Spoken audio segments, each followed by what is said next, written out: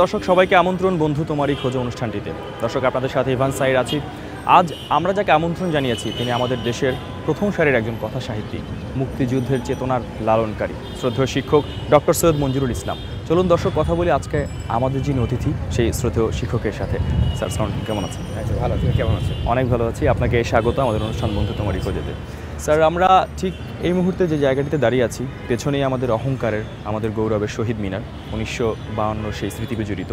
তার এক বছর আগে 1951-তে আপনার জন্ম, সিলেট শহরেই আপনার জন্ম। আমার বাড়ি হচ্ছে বানিয়াচং, পৈতৃক বাড়ি, কিন্তু জন্ম হয়েছে সিলেট শহরে। আচ্ছা স্যার, আমরা যেহেতু পুরো অনুষ্ঠান জুড়ে আসলে বন্ধুদের কথা শুনি, আপনার ছোটোবেলার কথাও একটু শুনতে চাই। পাশাপাশি সেই একদম ছোটোবেলায় একটা বন্ধুত্ব তো গড়ে ওঠে, স্কুলে যাওয়ার আগেও হয়তো পরিবারের মানুষের সাথেই গড়ে ওঠে। আপনি 7 ভাই বোনের ভিতরে চতুর্থ ছিলেন, সেই সময়ের কথাগুলো একটু শুনতে চাই স্যার। আমার জন্ম হয়েছে সিলেট শহরে এবং 6 বছর পর্যন্ত সিলেট শহরে ছিলাম।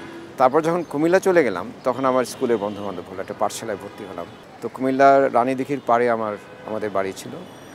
তো সেখানে সাঁতার শিখলাম, মাঠ ছিল যা এখন কল্পনা করা যায় না। তো খেলার মাঠে আসলে বন্ধুত্ব হয় খেলার মাঠে, বাইরে। ঘরের ভিতরে আমার ছোটো বোন, আমার খুব বেশি বয়স 2-3 বছরের পার্থক্য, সে ছিল আমার ভালো বন্ধু। আর আমার পাড়ার বন্ধুরা ছিল, কাজে বন্ধুত্ব আমার প্রচুর হয়েছে। সেই সময়ের বন্ধুদের নামগুলো কি আমরা শুনতে পারি, যে কাদের কথা আপনার? নাম অত মনে নেই, যেমন ছোটোবেলার বন্ধু আমার কুমিল্লাতে মাহফুজ নামে একটা বন্ধুর কথা এখনও মনে পড়ে। জাহাঙ্গীর নামে একটা বন্ধু ছিল। এই দুই বন্ধুর নাম আমার খুব ভালোভাবে মনে করে, ওদের সঙ্গে আমি অনেক সময় কাটিয়েছি। 61 সালে আমরা আবার সিলেট চলে আসলাম। তখন আমি ভর্তি হলাম দুর্গা কুমার পাঠশালা। হ্যাঁ, দুর্গা কুমার পাঠশালা, এটা বলতে সেই হলো আমার জীবনের আরেকটা পর্যায়ের যাত্রা। এবং সেই সময় প্রচুর বন্ধু বান্ধব, পুরো পাঠশালার যত বন্ধু ছিল সবাই যেন আমার বন্ধু। শহীদ ছিল, শওকত ছিল, প্রদীপ ছিল, এত নাম যে বলে শেষ করা যাবে না। তারপর ওই পাঠশালায় পড়া শেষ করে 1960 সালে, ভুল বলছি, বৃত্তি পেয়ে আমি সরকারি উচ্চ বিদ্যালয়ে ভর্তি হলাম ক্লাস 6-এ 1961 সালে। তখন তো আর বন্ধুবান্ধবের স্রোতের মতো আসতে থাকলো। তো আমার পাড়ায় আমার অনেক বন্ধু ছিল যাদের সঙ্গে আমি ক্রিকেট খেলতাম। বললাম না, ওই যে মাঠে বন্ধুদের সত্যিকার অর্থে সাক্ষাৎ হয়। আর আমাদের অভিন্ন কিছু শখ ছিল, যেমন সাইকেল চড়ে সমস্ত শহর ঘুরে বেড়ানো। হ্যাঁ, এটা জানতে চাইছিলাম, মানে কি করতেন স্যার সেই সময়? এক তো শহরগুলি খুব পরিবেশ বান্ধব ছিল, সাইকেল যারা চালাতো সেরকম মানুষজনের একটা বান্ধব পরিবেশ ছিল, বড় বড় যানবাহন খুব কম চলতো। ফলে আমরা সাইকেলে চড়ে পুরো শহর ঘুরে বেড়াতাম। আমাদের নাম ছিল টোটো কোম্পানি। এই তো জীবন ছিল আমাদের। স্যার, আরেকটা ব্যাপার জানতে চাই, যেমন আপনি আপনার পরিবারের কথা যদি বলি, আপনার বাবা কিংবা আপনার মা, তাদের যে একটা শিক্ষার ব্যাপার ছিল বা আপনাকে সেভাবে বড় করা, তো পরিবার থেকে অনেক সময় আসে না যে এই মানুষটার সাথে তুমি বন্ধুত্বটা করবে, এরকম একটা গাইডেন্স আসে? সেরকম আমার বাবা আবার বিশ্বাস করতেন সমস্ত দায় দায়িত্ব আমার। কারণ উনি বলতেন, তোমার একটা হৃদয় আছে, অনুভব করার জন্য একটা মস্তিষ্ক আছে, বুদ্ধির জন্য, দুটোকে সম্মিলিত করে তুমি জীবনে অগ্রসর হবে। কোনটা গ্রহণ কোনটা বর্জন এটা আমি বলে দিব না, এই বিবেক তোমার ভিতরে জাগ্রত হতে হবে। শুধু বলে নিয়েছিলেন যে মূর্খেরা বন্ধু বাছে এবং বন্ধু তাদেরকে বিনষ্ট করে, আর যারা একটু জ্ঞানী মানুষ তারা বন্ধুকে খুব পরিষ্কারভাবে বাছে, যে বন্ধু তাদের সমস্ত জীবনে একটা আদর্শের মতো থাকে। স্যার, আমরা সেই বন্ধুত্বের গল্পগুলো আরও শুনবো। আমরা এখান থেকে একটু অন্য কোথাও যেতে চাই, সেখানে বসে আপনার জীবনের বাকি বন্ধুদের কথাগুলো, সেই গল্পগুলো শুনবো। ছিলাম যে আমরা একটু অন্য কোথাও এসে কথা বলি। হ্যাঁ, এখন আপনার বাসস্থান যেখানে, সেই জায়গাটিতে আমরা রয়েছি। আমার বাসাটা ওইখানে। হ্যাঁ স্যার, পেছনে রেখে আমরা কথা বলছি।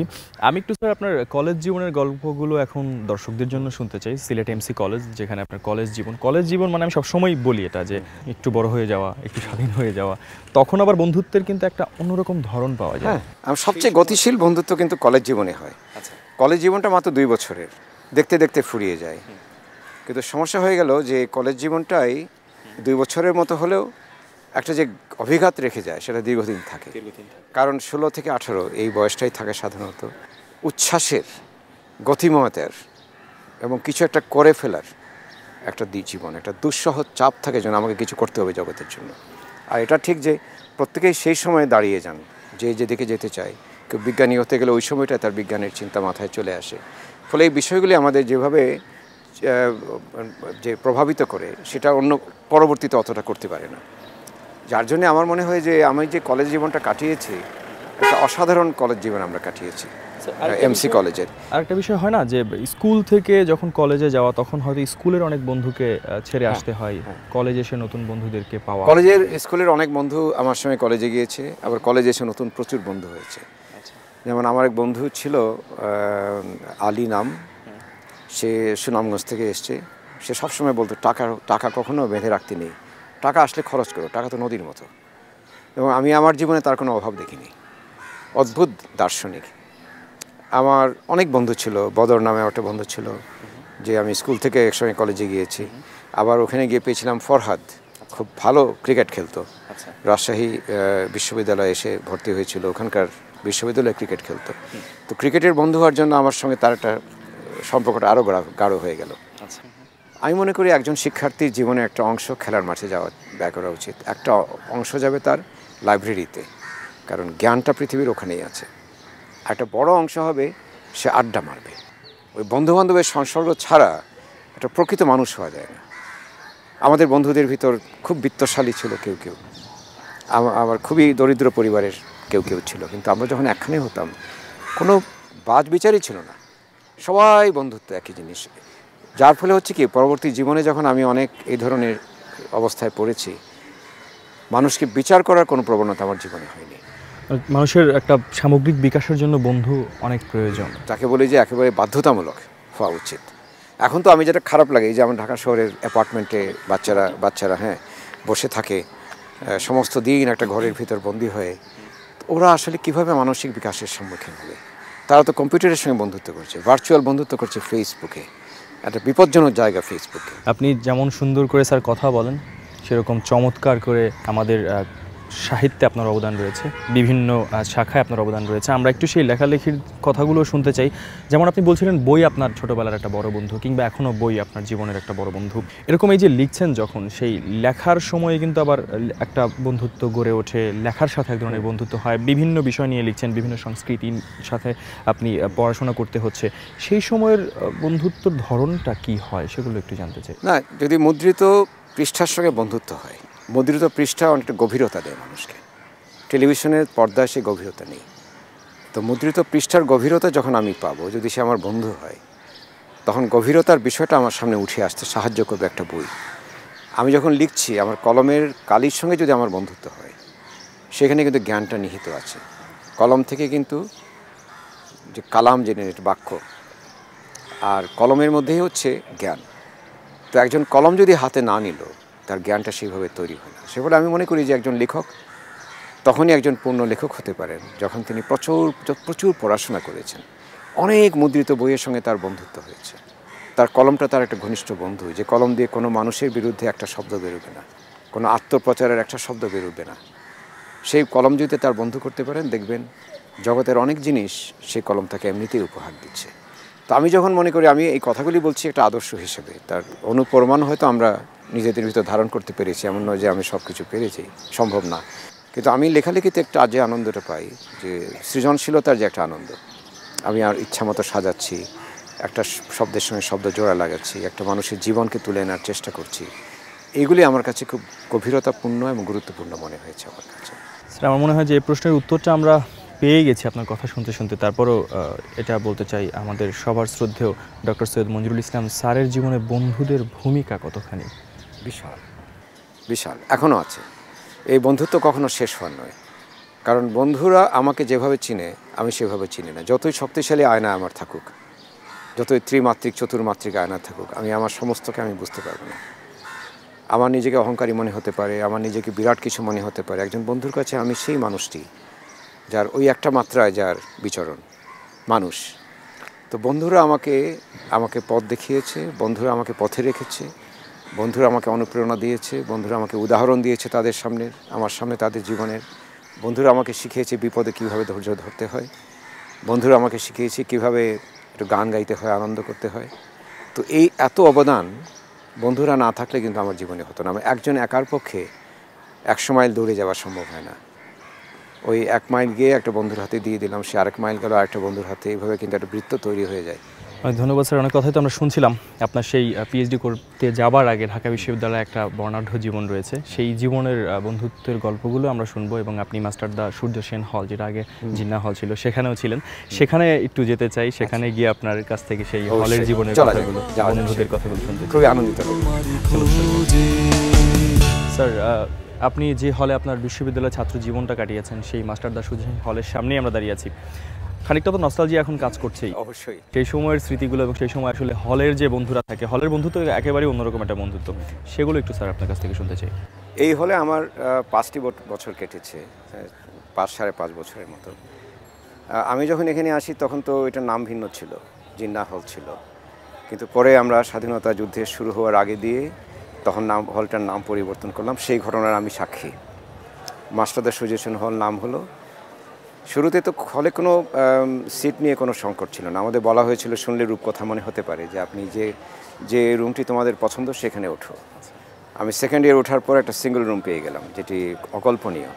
3টা স্তরে আমরা বিচরণ করতাম। একটা ছিল আমাদের একাডেমিক বন্ধুত্ব, সেটি বিভাগের যারা ছিলাম তাদের সঙ্গে। আরেকটা ছিল খেলার মাঠ বা সাহিত্য ইত্যাদি ব্যাপারে, তো সেখানেও ছিল। যেমন আমার এক বন্ধু গিটার বাজাতো, তার সঙ্গে আমার খুবই বন্ধুত্ব, সে থাকতো পাশের হলেও, মহসিন হলে। আরেকটা স্তর ছিল রাজনৈতিক, আমাদের কিছু রাজনৈতিক বন্ধুবান্ধব ছিলাম। তো আমি বিভিন্ন স্তরে বিচরণ করতাম, কিন্তু একটা জিনিস আমার যেটা মনে হয়, যে মানবিক গুণাবলী, যাকে আমরা একটা বিমূর্ত অবস্থায় পৌঁছে দিয়েছি, সে মানবিক গুণাবলীটা তখন খুব তীব্র ছিল, খুব গভীর ছিল, এটি বলতে পারি। স্যার, আপনি যে বন্ধুটির কথা বলছিলেন, তার নাম বোধহয় আবদুল্লাহ, এবং হ্যাঁ, 69-এর যে গণ অভ্যুত্থানের সময় একটা মিছিলে যাওয়ার ঘটনা আছে, সে খানিকটা একটু মুখচোরা মতন ছিলেন। এবং না, ও তো শিল্পী ছিল, ও গিটার বাজাতো, কিন্তু তাকে যখন ধাক্কা দিয়ে নিয়ে যাওয়া হলো, সে চড়া সুরে এই স্লোগান দিল। আরেকটা জিনিস আমি বলি, আমাদের এক বন্ধু ছিল জিয়া, তো তাকে আমরা কী কারণে সবাই চেয়ারম্যান জিয়া রাখতাম। ওর নেতৃত্বে কিন্তু এই ঢাকা বিশ্ববিদ্যালয়ে পানির উৎসব শুরু হলো পয়লা বৈশাখে। ও একবার ট্রাক জোগাড় করে ঘটি ভর্তি, বালতি ভর্তি পানি নিয়ে সমস্ত ক্যাম্পাসে পানি ছড়িয়ে ছড়িয়ে আমরা উদযাপন করলাম। আমার সত্যিকার অর্থে এই ছিল একটা সাংস্কৃতিক বিপ্লব বলতে পারি।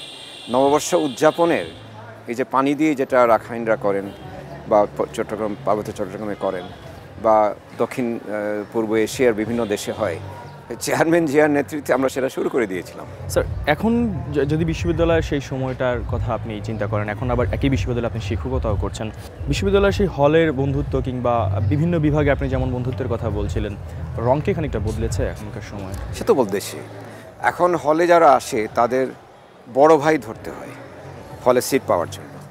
ওই বড় ভাই তাকে বলে দেয় তাকে মিছিলে যেতে হবে, সভায় যেতে হবে, তার স্বাধীনতাটুকু খুব খর্ব হয়ে গেছে। আর অনেক দিন তো কোনো সিটই পাওয়া যায় না, কাজে একটা বলা যায় যে ভবঘুরে জীবন তাদের চলে আসে, তাতে পড়াশোনার প্রতি মনোযোগ দেওয়াটা একটু অসুবিধা হয়ে যায়। আর এখনও এই দৃশ্য মাধ্যমের এমন প্রবল অভিঘাত যে পাঠ্য বইয়ের সঙ্গে সম্পর্কটা অনেকটা চুকে গেছে। বন্ধুত্বটা আছে, আমি অবশ্যই মনে করি যে বন্ধুত্বের আসল সার তো থাকবে সমস্ত যুগে, সমস্ত সময়ে, এটা একই, এটা কোনো পরিবর্তন হয় না, প্রকাশটা পরিবর্তিত হয়। স্যার, আমি আপনার বিশ্ববিদ্যালয়ের জীবনে সেই বন্ধুদের কথাগুলোই আরেকটিবার এই মুহূর্তে কথা বলতে গিয়ে, অনেক সময় হয় না যে অনেক বন্ধুর কথা ওভাবে মনে পড়ছে না, কিন্তু আজ কথা বলতে গিয়ে হয়তো কোনো বন্ধুর কথা খুব বেশি মনে পড়ছে সে বন্ধুটির সাথে। আমার একটা বন্ধু কাজী মুস্তাহিন বিল্লাহ, সে আছে চট্টগ্রামে, তার সঙ্গে কথা বলা মুশকিল, তবে তার সঙ্গে আমার তুই-তুকারি সম্পর্ক নেই। আমার এই মুহূর্তে মনে হচ্ছে যে আমার যে বয়স হচ্ছে আর বন্ধুদের যে বয়স হচ্ছে, যে যাদের সঙ্গে তুই-তুকারি ছিল তাদের সংখ্যা ক্রমাগত কমছে। আর আমি মনে করি যে তুই-তুকারির সম্পর্কটা চুকে গেলে মানুষ খুব অসহায় এবং বিপন্ন হয়ে পড়ে। তো আমি এমন একটা বন্ধুকে বলবো যে বন্ধুর সঙ্গে আমি তুই-তুকারি করতাম। ওর নাম হচ্ছে কাজী মানোয়ারুল রশিদ ফিরোজ নামে তাকে আমরা জানতাম আর কি। আর নামের আদ্যক্ষর যেহেতু কাজী মানোয়ারুল রশিদ, ওই কামার নামে তাকে আমরা ডাকতাম। তো ওকে পেলে আমি বেশ কথা বলতে পারবো, আনন্দই পাবো। আপনি যে বিশ্ববিদ্যালয়ে পড়াশোনা করেছেন, অসাধারণ রেজাল্ট করে দীর্ঘ 41 বছর ধরে সেই বিশ্ববিদ্যালয়ে শিক্ষকতাও করছেন, আমরা একটু সামনে যেতে চাই, অপরাজেয় বাংলার ওখানে বসতে চাই এবং সেখান থেকে আপনার সাথে কথা বলতে বলতে দেখা যাক আমরা আপনার জন্য কোনো উপহার দিতে পারি কিনা। চলুন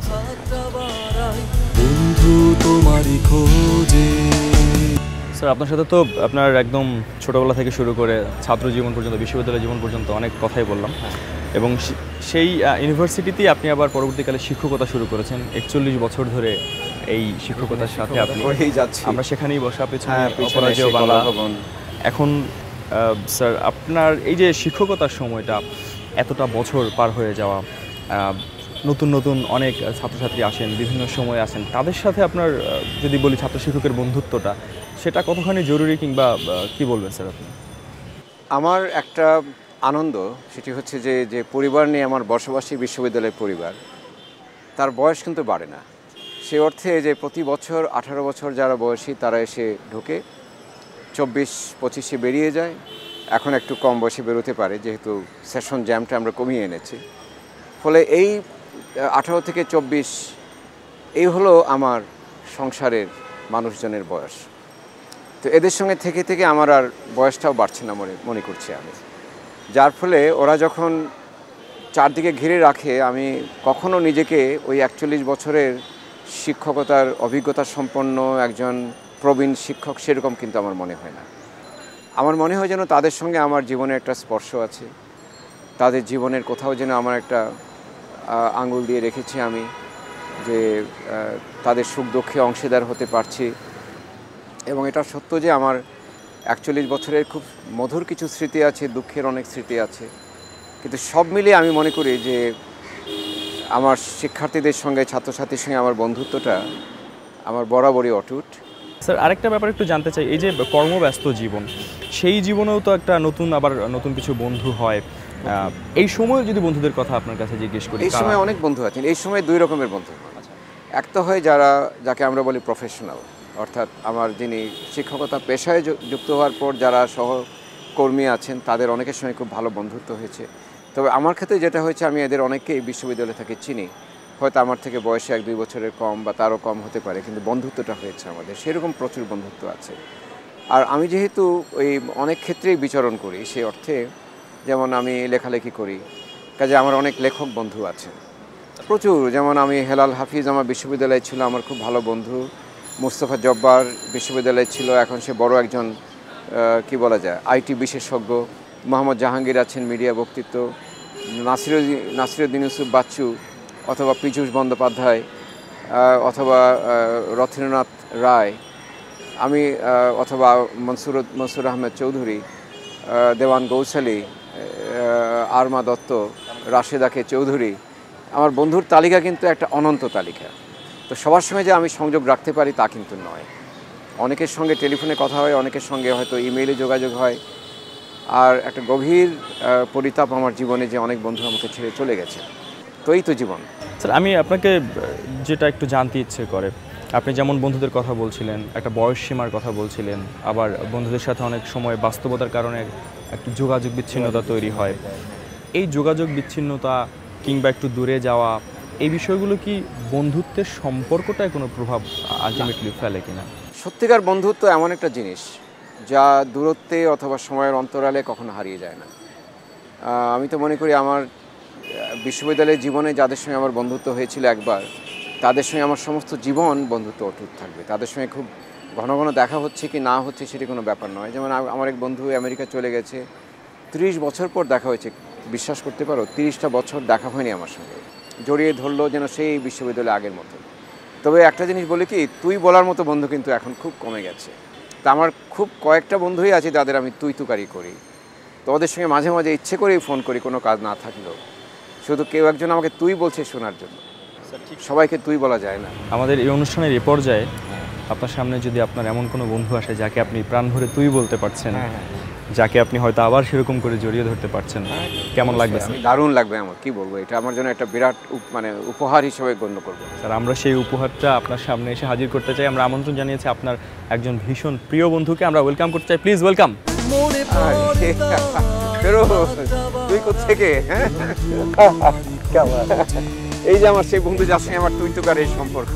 হায় বস বস, কি দারুণ শার্ট পরেছে না? আপনাকে আমন্ত্রণ বন্ধু তোমারই খোঁজ অনুষ্ঠানে। কেমন আছেন? ভালো আছি, আপনি ভালো? আমি অনেক ভালো আছি। আমাকে তুমি করে বললাম ভালো লাগবে। ওকে তুমি বলতে হবে দোস্ত। এই যে শার্টটা পরেছে না, ওটা কিন্তু তার একেবারে চরিত্রের বহিঃপ্রকাশ। উজ্জ্বল একজন মানুষ, রঙিন একজন মানুষ। তবে কিছুটা একটু শুকিয়ে গেছিস। হ্যাঁ, একটু বয়স বাড়ছে তো। বয়স তো আমারও বাড়ছে। সে একই অবস্থা। তুই তো কাজ করেছিস সমস্ত বয়স্ক লোকজনের সঙ্গে। হ্যাঁ, অনেক বয়স্ক লোকের সাথে কাজ করছে, অনেক সিনিয়র লোকের সাথে কাজ। এই যে সিনিয়রদের সঙ্গে পল্লী উন্নয়ন বোর্ডে ছিল, পল্লী বিদ্যুতায়ন বোর্ডে, আরইবি যাকে বলে, রুরাল ইলেকট্রিফিকেশন বোর্ড, এখন বিআরইবি। আচ্ছা, আমি স্যারের সাথে অনেক কথা হলো, আপনার কাছে একটু আমাদের সবার শ্রদ্ধেয় প্রিয় এই মানুষটা সম্পর্কে জানতে চাই। আপনাদের তো বিশ্ববিদ্যালয় জীবন থেকে বন্ধুত্ব এবং অনেকটা সময় হয়ে গেছে, সেই প্রথম দিককার কথা কিংবা প্রথম দিনটার কথা কি মনে আচ্ছা, পড়ে? এটা এমন একটা প্রশ্ন, এই যে আজকে আমি যখন ইউনিভার্সিটি এসেছি, আমার সামনে মনে হচ্ছে এক একটা করে বইয়ের পাতা খুলে খুলে খুলে খুলে যাচ্ছে। বাবা, সবই স্মৃতির পাতা, কোনোটাই কিন্তু মানে অলিখিত বা অবলার কিছু না। প্রত্যেকটা জিনিসই ব্যক্ত, মানে অব্যক্ত না, সব কিছু ব্যক্ত হয়ে যাচ্ছে এক একটা করে। আজকে আমরা যে গাছের নিচে বসে কথা বলছি, এই গাছটা কিন্তু ছিল না, না, এটা অনেক পরে এসেছে। এইটা অনেক পরে এসছে। আদতে মূল গাছ যেটা, সেটা কেটে ফেলা হয়েছিল। এটা জন এফ কেনেডির ছেলে, এটা যখন লাগায় তখন আমরা, জন এফ কেনেডির ভাই Edward Kennedy, sorry Edward Kennedy সাহেব এই গাছটা লাগায়। সেই গাছের নিচে আমরা বসে এখন কথা বলছি। আমরা 15-20 জনের একটা দল ছিলাম। এর মধ্যে হিরনের নাম বলতে হয়, অনেকটা পাগলা টাইপের, কমার্সে পড়তো। এই মোটা স্লোগান শেষ, এই মোটা একটা বাঁশ কাঁধে নিয়ে বল চল আমার সাথে, এই একটা জিনিস। আচ্ছা, একটা স্লোগান ছিল না, টিএসসিতে যাব না, ঠান্ডা পানি খাবো না। ঠান্ডা পানি, এটা কেমন? এই পাগলামি স্লোগান। আর অ্যাকচুয়ালি টিএসসিতে যেতেও আমরা ভয় পেতাম। ও যখন আসলো ইউনিভার্সিটিতে, আমরা আসলাম, আমরা মফস্বল থেকে এসেছি। আমরা এসে তো প্রথম ভেবা চাকা খেয়ে গেলাম। মানে খুব পোচ পাচের ছিল আর কি টিএসসিটা। কি মানে টিএসসিতে আমাদের পকেটে টাকা আছে, আমরা সাহস করে যে যেখানে খাবো সে সাহসটুকু আমাদের ছিল না। ইভেন নিয়মানুবর্তিতা ছিল, একদম সিস্টেম্যাটিক ছিল। ইভেন আমাদের সূর্য সেন হল, এখন আগে তো জিন্না হল ছিল, ওটার যে ইয়েটা ভিজিটার্স রুম, ওই ভিজিটার্স রুমে যখন সিনিয়র ভাইয়েরা বসতেন, আমরা ঢুকতাম, যেতাম না। আচ্ছা, আমি একটু স্যার দুজনের কাছেই জানতে চাই, আপনাদের যখন বন্ধুত্বটা একদম সেই তরুণ বয়স, সেই একটা উদ্দীপনা, সেই সময় কিন্তু আমাদের মুক্তিযুদ্ধের সাথে অনেক স্মৃতি জড়িয়ে আছে। 18 বছর বয়স যে দুঃসহ বলেছেন সুকান্ত, সেই বয়সে আমরা বিশ্ববিদ্যালয়ে ঢুকেছি। বলো তো ওই সময় আমাদের মহান মুক্তিযুদ্ধকে কেন্দ্র করে এক ধরনের মুক্তিযোদ্ধাদের মাঝখানে বন্ধুত্ব বা সেই সময়ের একটা উত্তাল বন্ধুত্বের দিনগুলো থাকে, সেই দিনগুলোর খানিকটা স্মৃতিচারণ কি আমরা? একটা ঘটনা বলি, আমাদের সূর্য সেন হল তখন ছিল জিন্না হল, সেই সময় প্রায় ইপিআর রেড করতো, কথা নেই বার্তা নেই, হঠাৎ হল ঘিরে রেড করছে। যে যেখানে পারে, কেউ জানলা দিয়ে পড়ছে, কেউ পানির ট্যাঙ্কের নিচে যাচ্ছে। আমরা কি করব? আমরা দেশে বসে না পেয়ে রাত্রে আমরা বললাম, মঞ্জুর এক কাজ করি চলো। বলে কী কাজ? বলে একটা কেটস মেটস কিছু কেনো, আর একটা মোটা টাইপের, তখন তো জিন্স ছিল না, গ্যাবার্ডিনের প্যান্ট কেনো। এই প্যান্ট পরে শুতে হবে, জুতো পরে শুতে হবে। সিগন্যাল পেলেই আমরা যে যার মতো। মানে কিরকম রুদ্ধশ্বাস দিন ছিল সেই সময়, মানে আপনাকে সেটা কেউ আপনাকে চিন্তা করতে পারবেন না, মানে এইসব জিনিসগুলা। কিন্তু একটা জিনিস বলি ফেরোজ, তো মনে আছে তো, আমরা যে নানান দলের ছিলাম, ছাত্র ইউনিয়ন কেউ করতো, ছাত্রলীগ কেউ করতো, ওগুলো নিয়ে আমাদের ছাত্র শক্তি কেউ করতো, নানান কিছু ছিল। কিন্তু আমরা যখন ঘুরতাম, আমাদের ভিতর কোনো বিভেদ ছিল না।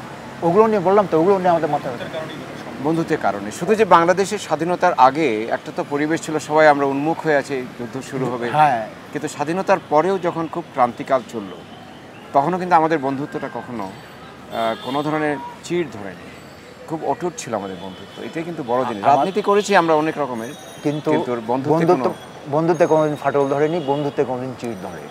স্যার, আপনাদের দুজনকেও ধন্যবাদ, কারণ যেমনটা শুনছিলাম যে দুজনেই এত প্রচার বিমুখতা, কিন্তু স্যার আপনার ব্যস্ততা সম্পর্কে আমরা জানি, তারপরও আমাদের অনুষ্ঠানের সময় দিলেন। এই বন্ধুত্ব থেকে শিখবার অনেক কিছু রয়েছে, আমরা সেটা গ্রহণ করব এবং দুজনেরই দীর্ঘায়ু আর সুস্থতা কামনা করছি। তোমাকে ধন্যবাদ। তোমাকেও ধন্যবাদ। প্রিয় দর্শক, বাবা মা ভাই বোন কিংবা নিজ পরিবারের বাইরে বন্ধুদের নিয়ে আরেকটা পরিবার গড়ে ওঠে, যে পরিবারে কোনো রক্তের বাঁধন নেই, কিন্তু কোথায় জানি একটা সুতোর টান আছে। সেই পরিবারটাও অনেক বেশি গুরুত্বপূর্ণ। সে বন্ধুরা মাটির ভেতর থেকে উঠে আসে, তাতে মাটির গন্ধ লেগে থাকে, কিংবা যেমনটা শুনছিলাম, ঘাসের ভেতর থেকে গজে ওঠা সেই বন্ধুত্ব নিয়ে সবাই ভালো থাকুন, বন্ধুর সাথে থাকুন। আগামী সপ্তাহে আবারও কোনো প্রিয় মানুষের বন্ধুত্বের গল্প নিয়ে আপনার প্রিয় চ্যানেল এনটিভির পর্দায় হাজির হব। ততক্ষণ পর্যন্ত অনেক ভালো থাকুন। আল্লাহ হাফেজ। বন্ধু তোমারই খোঁজে, বাক্সে বন্দি জীবনটাকে ভালো লাগে না।